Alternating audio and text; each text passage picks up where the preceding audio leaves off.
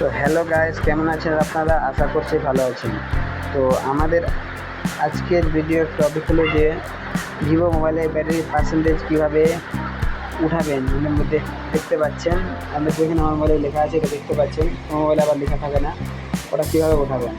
তো ওটা ওঠার জন্য চলে যেতে পুরো সেটিংয়ে। তো ভিডিওটি শুরু করার আগে আমি জানাচ্ছি, ভিডিওটি যদি নতুন ভিজিট করে থাকেন তো চ্যানেলটি সাবস্ক্রাইব করে দেবেন এবং আমাদের নিত্য নতুন ভিডিও নোটিফিকেশন পেতে বেল আইকনে ক্লিক করবেন।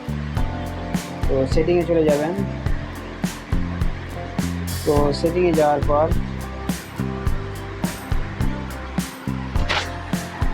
ব্যাটারিতে চলে যাবেন।